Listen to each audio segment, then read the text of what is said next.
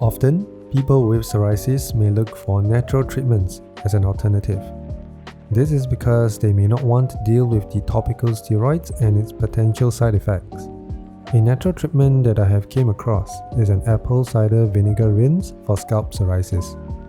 Not only did this natural healing remedy do surprisingly well for me, but I have also documented the entire progress from start to finish on this channel.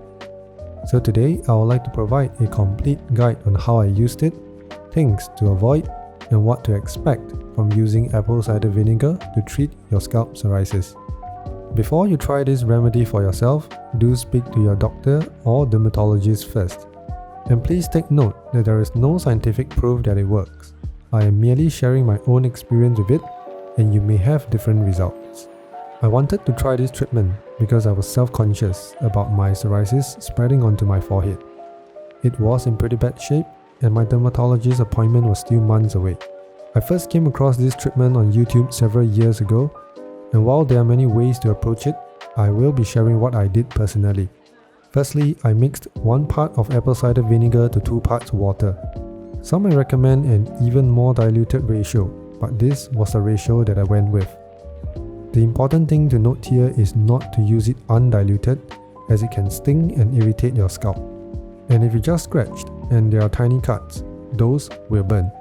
So I would postpone the treatment if that were the case. I used a spray bottle for the solution, but would highly recommend using one with a spout. The spray bottle tends to have difficulty reaching deep into your scalp, and I found it really difficult to spray past my hair.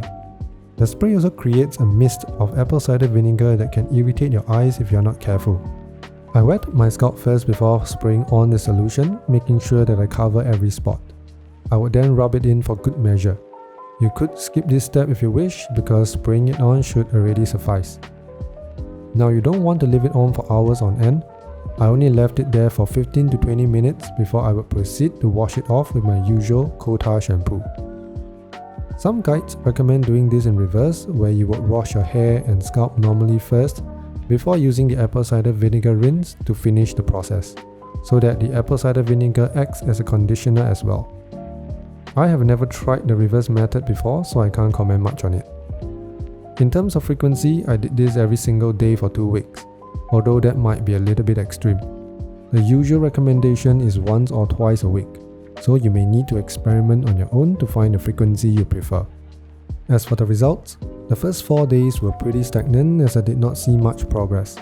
Day 5, however, started to show some decent improvements to my forehead, with day 6 showing some more. The second week was mostly waiting for the stubborn spots to go away, which they eventually did by day 14. Part of knowing whether a treatment is working is to document the progress, and I highly recommend that you do it if you are serious about tracking the performance. We often believe that we can remember changes in our body or condition in this case, but having visual proof is much more useful. You should try to record your progress under similar circumstances. This is to minimize variations that may affect the outcome. I always record right after I bathe because that is when my scalp is the most irritated and the redness would be the most obvious. I also record in the same place so that the light does not change. Additionally, if you feel enthusiastic about it, you can also record your progress under different lighting, because psoriasis can look better or worse depending on the light hitting it. Although there isn't any scientific proof that apple cider vinegar helps with scalp psoriasis, my experience with it has been positive, and the National Psoriasis Foundation also lists apple cider vinegar as a natural remedy which can be used to relieve itch at the very least. I use the Bragg's brand of apple cider vinegar, but other brands may work as well. One common recommendation I see across videos is to use an apple cider vinegar that comes with the mother. The mother looks like stringy blobs hanging around, and it gives the apple cider vinegar its cloudy look, which may lead some to think that it has gone bad. But the mother consists of many good bacteria, which we often refer to as probiotics. Because of this, apple cider vinegar may be good for your gut as well. So apart from using it to rinse my scalp, I also take it daily as a supplement. As with all treatments for psoriasis, natural or not, they may not work for you. And many claims about apple cider vinegar and its positive effects are based on personal experiences such as mine, rather than scientific proof. With every success story, there are also countless that report a failure. As always, the best possible thing you can do is to speak to your dermatologist for advice and treatment options. But I also understand, as someone who has had psoriasis for so long, that sometimes all you want to do is to try something and hope it works.